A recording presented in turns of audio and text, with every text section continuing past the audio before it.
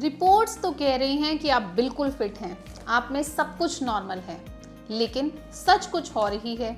इसीलिए unexplained infertility की वजह से आप कंसीव नहीं कर पा रहे हैं। साइंस कहती है कि आपकी सारी रिपोर्ट्स नॉर्मल हैं और आपको कंसीव होना चाहिए, लेकिन आयुर्वेद कहता है कि आपके शरीर में वात, पित्त और कफ, ये दोषों में जो समन्वय होना चाहिए, जो संतुलन होना चाहिए, वो बिगड़ा हुआ है और उसकी वजह से आपको प्रेगनेंसी नहीं हो रही है।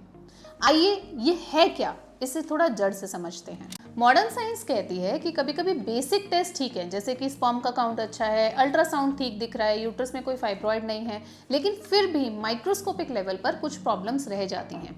जैसे स्पर्म क्वालिटी, यानी कि पुरुष का शुक्राणु हो या स्त्री का बीज, फीमेल एग या मेल स्पर्म, उसकी क्वालिटी को नापने का कोई पैमाना नहीं है। इसीलिए एग रप्चर होता दिखता है लेकिन फर्टिलाइजेशन नहीं होता। अगर फर्टिलाइज हो जाता है तो डेवलपमेंट नहीं हो पाता, और ये हमें सीधे तब पता चलता है जब हम आईवीएफ के लिए जाते हैं। बहुत अच्छा एएमएच होने के बावजूद अच्छे एम्ब्रियोज नहीं बन पाते हैं। Second, fallopian tubes.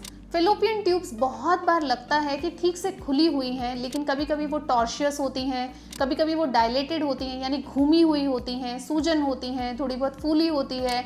कभी कभी रेशों के अंदर छोटे छोटे जो हैं वो नोड्यूल्स बने रहते हैं, जिसे ब्लीडिंग भी बोलते हैं। तो ये फेलोपियन ट्यूब्स की फंक्शनैलिटी को रोकते हैं और फर्टिलाइजेशन होने के बाद प्रेगनेंसी सस्टेन नहीं कर पाती है।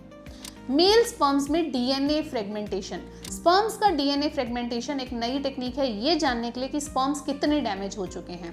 तो डीएनए फ्रेगमेंटेशन इंडेक्स अगर हाई होता है तो भी प्रेगनेंसीज नहीं हो पाती हैं। तो अगर आप लंबे समय से नेचुरल ट्राई कर रहे हैं और आपको लगता है सब ठीक है, तो एक बार इस तरीके से भी अपनी रिपोर्ट्स को जांचने की जरूरत होती है। आयुर्वेद के पैमाने पे इसको जांचते हैं। तो अगर स्त्री का गर्भाशय में रस धातु अच्छा नहीं है, तो यानी कि स्त्री में गर्भाशय के पोषक तत्वों की कमी है, तो अच्छा गर्भाशय नहीं बनता है। इसलिए गर्भाशय का ब्लड फ्लो भी अच्छा होना चाहिए और उस ब्लड फ्लो का न्यूट्रिशनल वैल्यू भी अच्छा होना चाहिए। तो आपके शरीर का पोषण बेहतर होना इंपॉर्टेंट होता है। आयुर्वेद कहता है कि गर्भ के ठहरने के लिए 4 मूल स्तंभ बहुत आवश्यक हैं, जिसे गर्भ संभव कर भाव भी बोला गया है। जैसे ऋतु, यानी आपकी मेंस्ट्रुअल साइकिल सही होनी चाहिए और उस मेंस्ट्रुअल साइकिल में ओव्यूलेशन भी सही समय पर होना चाहिए, और जब ओव्यूलेशन हो रहा है तो गर्भाशय की परत भी अच्छी होनी चाहिए। यहाँ पर बात गर्भाशय की परत की सिर्फ मोटाई की नहीं है। अगर भूमि बंजर होगी तो बीज उसमें नहीं उगता है। इसीलिए गर्भाशय की परत अगर सिर्फ मोटी है तो काम नहीं चलेगा। गर्भाशय की परत का हेल्दी होना भी इम्पॉर्टेंट है, यानी कि उसमें किसी भी तरीके के टॉक्सिन्स नहीं होने चाहिए, वो इन्फेक्टेड नहीं होनी चाहिए, उसमें कोई इन्फ्लेमेशन नहीं होना चाहिए, पूरी तरह से हेल्दी या स्वस्थ होनी चाहिए।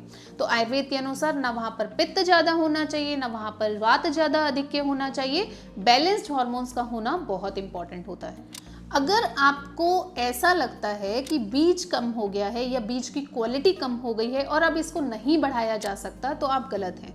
आयुर्वेद में बीज संस्कार बहुत अच्छे से एक्सप्लेन किया गया है, और बीज संस्कार ओरल मेडिकेशंस खाने से पूरा नहीं होता। कभी कभी पेशेंट्स बोलते हैं कि हम 1 साल से शिवलिंगी और पुत्रनजीवक के बीज खा रहे थे, फिर भी एग क्वालिटी अच्छी नहीं हुई, एम्ब्रियो बनवाया और एम्ब्रियो नहीं बना। लेकिन आयुर्वेद में पंचकर्मा का बहुत इंपॉर्टेंस बताया गया है। तो अगर आप गर्भाशय का शोधन करते हैं, अगर आप अंडाशय का शोधन करते हैं, अगर आप बीज की गुणवत्ता को एक्चुअल बढ़ाना चाहते हैं, तो पंचकर्मा का सही प्रयोग करते हैं, तो आपके बीज की गुणवत्ता डेफिनेटली बढ़ती है। आप सोच रहे होंगे कि ऐसा कोई केस कभी हुआ भी है आयुर्वेद से। तो अभी मैं मुंबई गई थी और उस पे एक पेशेंट है जो हमारी कंसीव्ड है, और उसके पहले जो आईवीएफ 3 हुए थे, उसमें जो 3 बार पिकअप हुए थे, हर बार जो एम्ब्रियोज बने वो जेनेटिकली एबनॉर्मल एम्ब्रियोज बने थे। 3 बार वो पीजीटीए में फेल हुए थे, लेकिन वही पेशेंट आयुर्वेद के माध्यम से नेचुरल तरीके से कंसीव किया। बट अब सोचिए, अगर किसी ने इतना सफ़र किया हो तो दिमाग में डर रहता है कहीं बच्चा एबनॉर्मल ना हो। तो उस पेशेंट का एमनियोसेंटेसिस भी हुआ, एनआईपीटी भी हुआ, और बच्चा एब्सोल्युटली नॉर्मल है। इसकी केस स्टडी हम जरूर आपके साथ बाद में शेयर करेंगे, लेकिन ये बताता है आयुर्वेद की शक्ति। यही आप तक हम पहुंचाना चाहते हैं। परेशानियां तो हमने आपको बता दी, आखिर आयुर्वेदिक समाधान क्या है? पहला वही जो मैंने आपको बोला, सिर्फ कुछ दवाइयां खाकर आप अपना गर्भाशय या अपना रिप्रोडक्टिव हेल्थ नहीं सुधार सकते हैं। पंचकर्मा बहुत इंपॉर्टेंट होता है, तो मेडिसिन के साथ पंचकर्मा जरूर करें, पहली। सेकंड, उत्तर बस्ती गर्भाशय में जब आप डायरेक्टली मेडिसिन डालते हैं तो जहां पर दिक्कत है आप उस स्थान का सही इलाज करते हैं, उस स्थान को सही तरीके से पोषण देते हैं, उसमें जो कमियां हैं उन कमियों को पूरा करते हैं। सेम तरीके से उत्तर बस्ती पुरुष में भी की जाती है। तो mail sperm count, mortality, morphology बेहतर करने के लिए भी उत्तर बस्ती चिकित्सा का प्रयोग किया जाता है। तो उत्तर बस्ती आयुर्वेद में सबसे बेहतरीन पंचकर्म प्रोसीजर है, जिसको आपको अगर प्रेगनेंसी प्लान कर रहे हैं तो जरूर कर लेना चाहिए।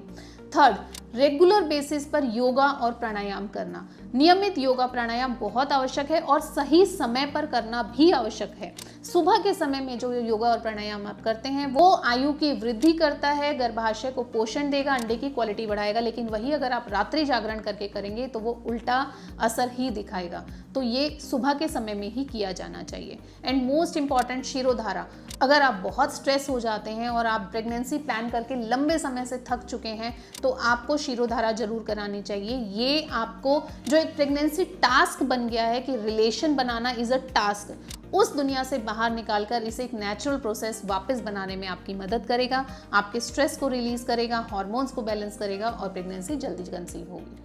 अगर आपकी रिपोर्ट्स नॉर्मल हैं तो अब तो आप समझ ही गए होंगे कि समस्या सिर्फ फिजिकल नहीं है, ये लाइफस्टाइल से रिलेटेड है और ये इंटरनल है। तो उसको सही तरीके से जांचने और उसका सही ट्रीटमेंट करने के लिए आयुर्वेद को अपनाएं, क्योंकि आयुर्वेद सिर्फ इलाज नहीं करता, शरीर को रीबूट करता है, रिजुवनेट करता है, जो कोई और पद्धति नहीं कर सकती है।